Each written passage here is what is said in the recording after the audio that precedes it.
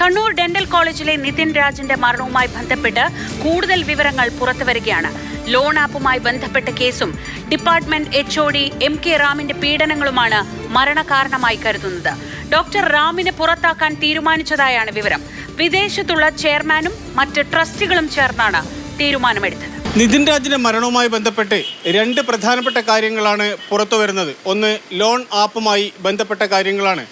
അധ്യാപിക ലതാ ശശിധരന്റെ പേര് ലോൺ ആപ്പിലേക്ക് നിതിൻ രാജ് നൽകി എന്നതാണ് അടിസ്ഥാനപരമായ കാരണം. അതുമായി ബന്ധപ്പെട്ട് അവർക്ക് ലോൺ ആപ്പിൽ നിന്നും നിരവധി തവണ ഫോൺ കോളുകൾ വരുന്നു. അതൊരു ശല്യമായി തുടർന്നതിനെ തുടർന്ന് നിതിൻ രാജിനെ ഓഫീസിലേക്ക് വിളിപ്പിക്കുകയും പ്രിൻസിപ്പലിന്റെ സാന്നിധ്യത്തിൽ ഈ കാര്യത്തെക്കുറിച്ച് വിശദാംശങ്ങൾ ആരായുകയും ചെയ്തു.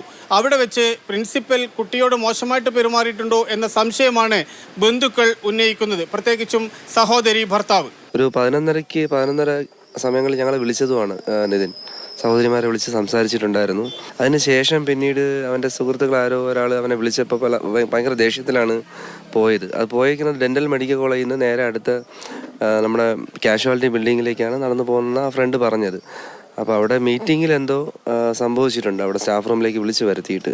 എന്നാൽ അവിടെ അത്തരത്തിലുള്ള ഒരു പ്രശ്നങ്ങളും ഉണ്ടായിട്ടില്ല എന്നാണ് പ്രിൻസിപ്പൽ വിനോദ് അറിയിക്കുന്നത്. നിതിൻ രാജിന്റെ ഫോൺ അവിടെ വാങ്ങിവെച്ചു എന്ന കാര്യം അദ്ദേഹം സമ്മതിക്കുന്നുണ്ട്. ലതാ ശശിധരന് അത്രമാത്രം ഫോൺ കോളുകളും പ്രയാസങ്ങളും ഇതുമൂലം ഉണ്ടായിട്ടുണ്ട്. അതുകൊണ്ടാണ് റൂമിലേക്ക് വിളിപ്പിച്ചതും വിശദാംശങ്ങൾ അന്വേഷിച്ചതും എന്നും പ്രിൻസിപ്പൽ ആവർത്തിക്കുന്നു. നിതിന്റെ അന്ന് ആ ഒരു പരാതി വന്നതെന്ന് പറഞ്ഞാൽ മാഡം തന്ന പരാതിയുടെ പേരിലാണ്. മാഡം വ്യക്തമായ പരാതി തന്നിരിക്കുന്നത്. അതിന്റെ പ്രൂഫ് എല്ലാം നമ്മൾ കൊടുത്തിട്ടുണ്ട്. സൈബർ സെല്ലിനും അറിയാം. നിതിൻ ആദ്യം ഞാൻ മാഡത്തിന്റെ പേര് കൊടുത്തിട്ടില്ല എന്നാണ് പറഞ്ഞത്. പിന്നെ നമ്മൾ ചോദിച്ചപ്പോഴേ മാഡത്തിന്റെ 3 പേരുടെ റെഫറൻസ് നമ്പറാണ് കൊടുത്തതെന്ന് പറഞ്ഞു. അച്ഛൻ്റെതും അമ്മയുടേതും സഹോദരിയുടേതും. പേര് ചോദിച്ചപ്പോഴാണ് അച്ഛൻ്റെ പേര് അമ്മയുടെ പേര് ലത എന്ന് പറഞ്ഞു. അപ്പം മാഡത്തിന്റെ പേര് ലതയാണ്. ഞങ്ങൾ ചേംബറിൽ ഉണ്ടായിരുന്നത് ഈ മാഡം, പിന്നെ മറ്റൊരു മാഡം ഉണ്ടായിരുന്നു അനാട്ടമി ഡിപ്പാർട്ട്മെന്റിൽ.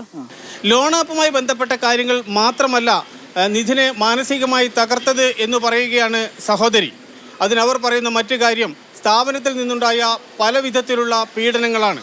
ജാതിയുടെ പേരിൽ, അതോടൊപ്പം തന്നെ നിറത്തിന്റെ പേരിൽ, സാമ്പത്തികമായി പിന്നോക്കാവസ്ഥയിലായതിന്റെ പേരിൽ, അങ്ങനെ പല വിധത്തിൽ ഡിപ്പാർട്ട്മെന്റ് ഹെഡ് MK റാം ഉൾപ്പെടെയുള്ള അധ്യാപകർ നിരന്തരമായി നിതിൻ രാജിനെ പീഡിപ്പിച്ചിരിക്കുന്നു എന്ന് അവർ പറയുന്നു. ഒരിക്കലും ഇവർ പറയുമ്പോൾ ആപ്ലോന്റെ ഭീഷണിയിലല്ല അവൻ മരിച്ചത്.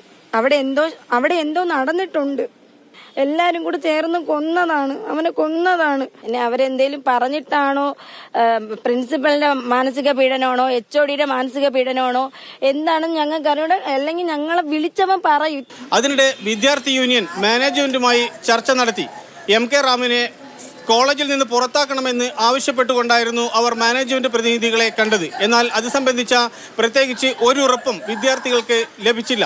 പക്ഷേ മാനേജ്മെന്റ് MK റാമിനെ പുറത്താക്കാൻ തീരുമാനിച്ചിട്ടുണ്ട് എന്ന വിവരമാണ് ഇപ്പോൾ പുറത്തു വരുന്നത്.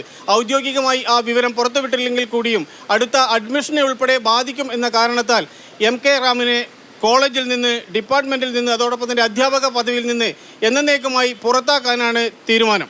അതിനിടെ പാലയാട് ചെറക്കുനിയിൽ MK റാം നടത്തിവരുന്ന ദന്തൽ ക്ലിനിക്കിലേക്ക് DYFIയുടെ നേതൃത്വത്തിൽ മാർച്ച് നടന്നു.